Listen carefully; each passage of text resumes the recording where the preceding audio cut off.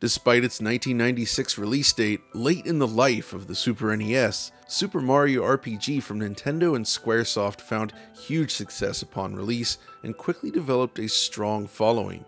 Yet, while it would go on to inspire games such as Paper Mario and appear on services such as Virtual Console, this unique Mario role-playing experience remains sequestered away on Nintendo's 16-bit machine.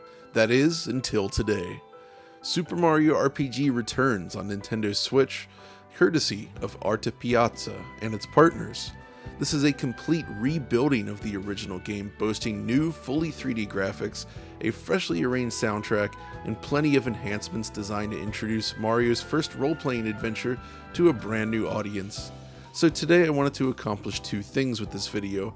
First, I'd like to showcase direct comparisons between the original game and this remake to show you what's changed.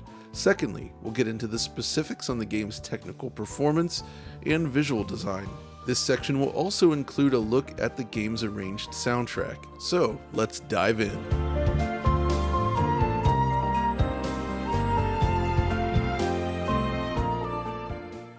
In its original form, Super Mario RPG follows the trend of pre-rendered visuals that had become popular during the mid-90s, thanks in part to Donkey Kong Country. Yet despite this, Super Mario RPG's isometric perspective and unique stylings ultimately lended a different feel compared to its contemporaries on the Super NES. It was as if players were invited to peek into a collection of intricately sculpted Mario-themed dioramas, a visual design that Nintendo never really revisited. So in rebuilding this game on Switch, developer Arte Piazza has fully embraced this original aesthetic. The isometric perspective and 3D rendered design of its characters have all returned in full, while the rest of the package has been polished up and modernized, delivering an even smoother experience. This new version of the game has been recreated from the ground up using the Unity engine. The entire game world is now rendered in real-time 3D, yet it still remains faithful to the original designs. To better demonstrate this though, I want to take you on a tour through the game's introductory segments, directly comparing the two. For starters, once you fire up the game, if you wait a moment at the title screen, you'll be treated to a recreation of the Attract mode sequence. You see, in the original, the game would leap between these various scenes showcasing the variety in store for the player basically. They went the extra mile and duplicated this in the new version. But what's equally interesting is that this entire sequence is a video clip, a necessity no doubt due to the quick switching between the different scenes that would be tough to load fast enough. But this is important because once you begin a new game, this same trick is used for all the pre-rendered CG movies in the game.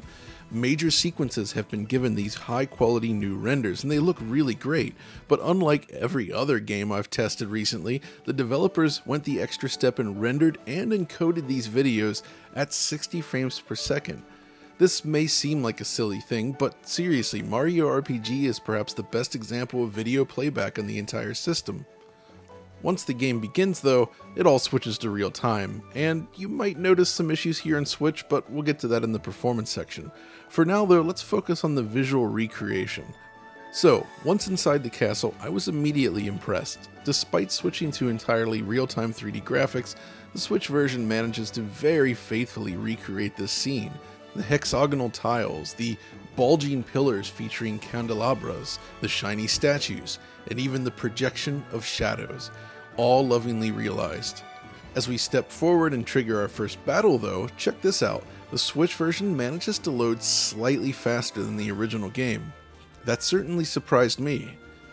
Now once in battle, it again feels authentic, but with actual lighting and shadows lending this scene a spookier overall vibe.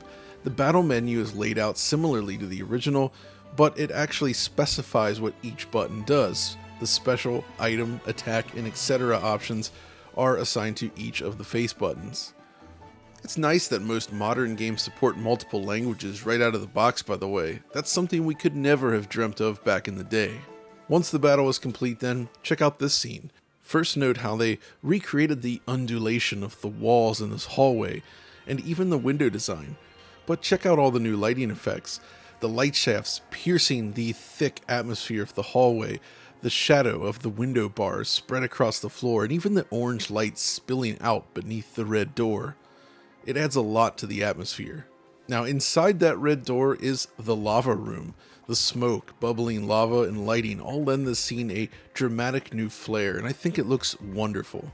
Moving forward, the bridge collapses behind us, but look again at the shadows projected from the chains above.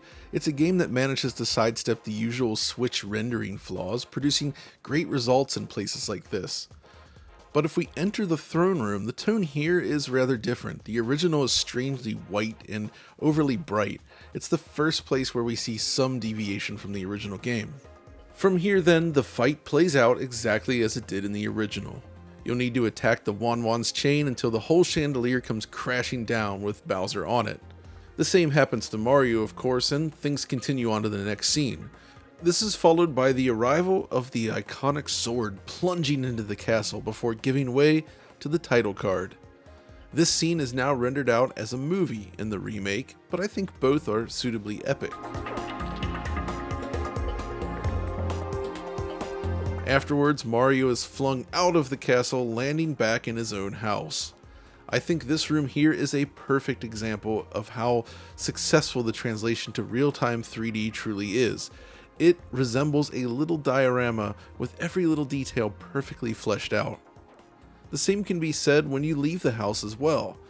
Aside from the sign change, the developers perfectly nailed the aesthetic here and even expanded the scene. Another big improvement then is the world map. It retains the level selection concept of the original game, but the map itself now fills the screen and is presented as a seamless whole. It's an excellent addition. You may have also noticed that this extension applies to all the various maps. In the original game, the isometric environments were surrounded by this solid color, so anything outside of the map area just didn't exist. This is likely a limitation of the cartridge space and the amount of tiles the Super NES would need to display to make a more seamless world possible.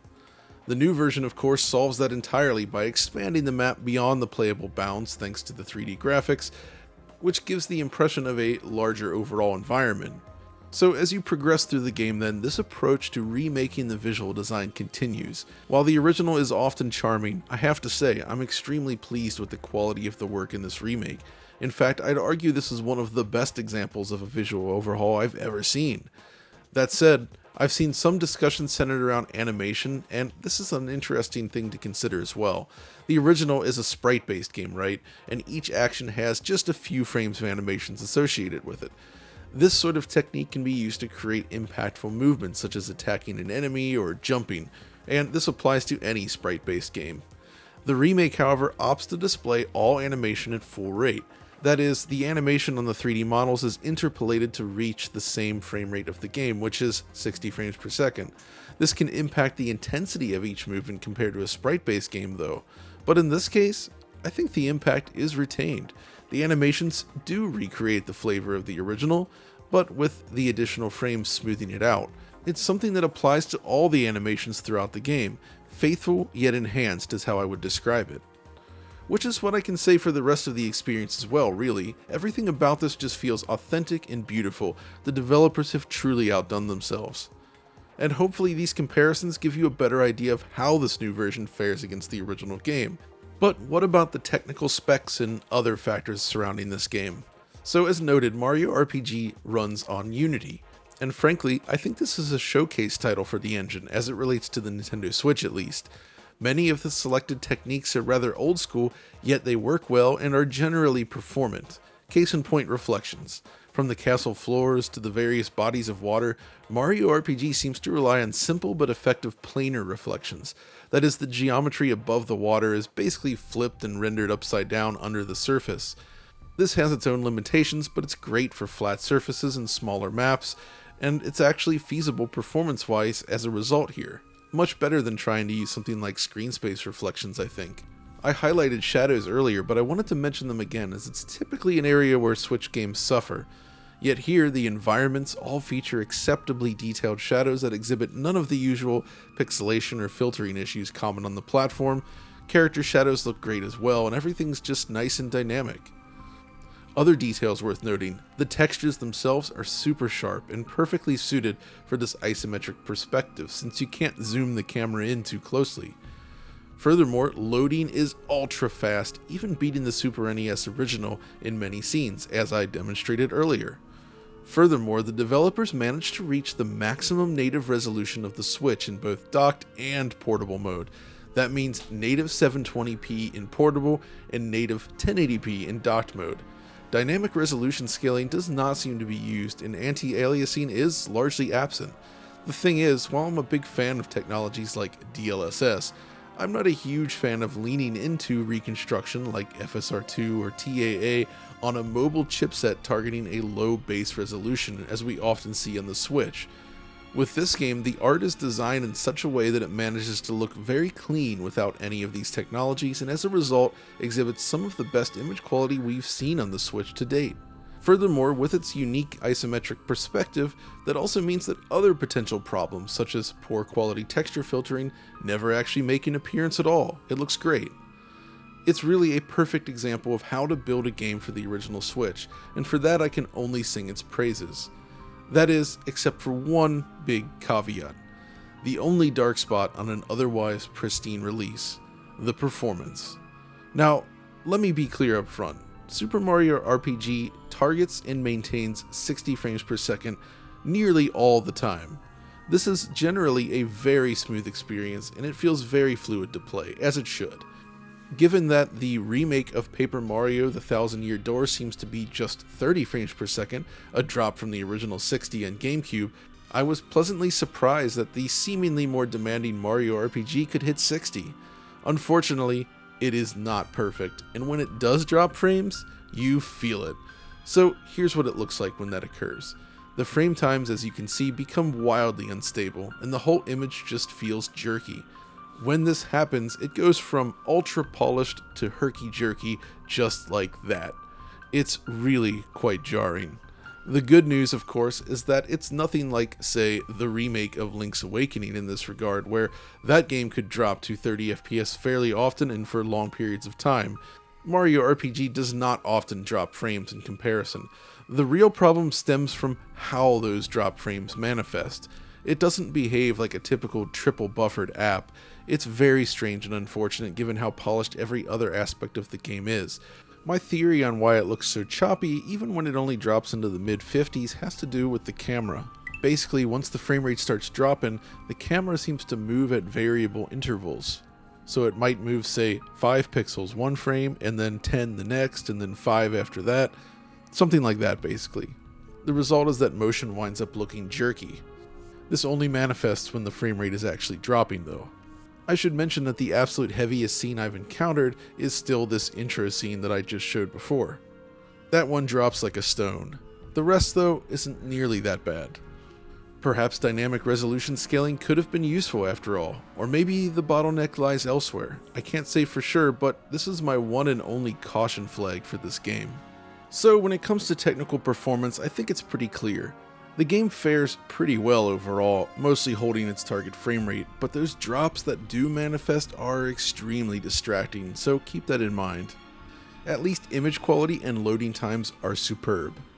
Now though, I'd like to talk about the last major enhancement to the game's presentation, and that's the soundtrack. Composed by Yoko Shimomura, it's a whimsical score that perfectly walks the line between Square and Nintendo. This new version boasts a rearranged score, but also provides access to the original Super NES version if you prefer. So how do these tracks stand up? Well, let's hear a few examples.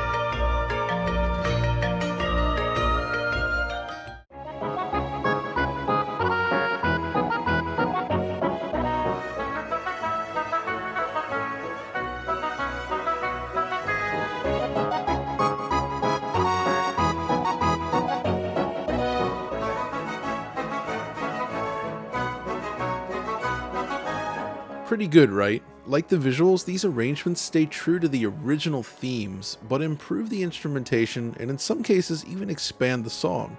The world map, for instance, that we heard earlier, is a short loop on Super NES, but it goes much further in the new arrangement. In that sense, I think the soundtrack aspect of the game is also a success. Which pretty much brings us to the wrap up, and honestly, this is nearly, but not quite, a perfect translation of a Super NES classic. Whether you've played the original or not, there is a lot to love here. The battle system still manages to feel fresh while offering a little more polish and speed.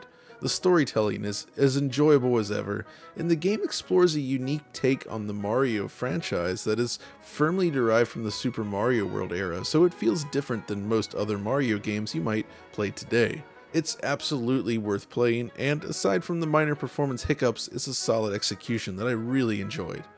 And as an aside, I also wanted to mention that, like many other Nintendo games, Mario RPG includes furigana for the kanji when played in Japanese, which makes this very suitable for intermediate learners of the language. The dialogue is overwhelmingly simple and it's fun to read. But that's going to do it for this video. Hopefully you enjoyed it, found it useful, and if so, be sure to let us know. And we'll see you next time.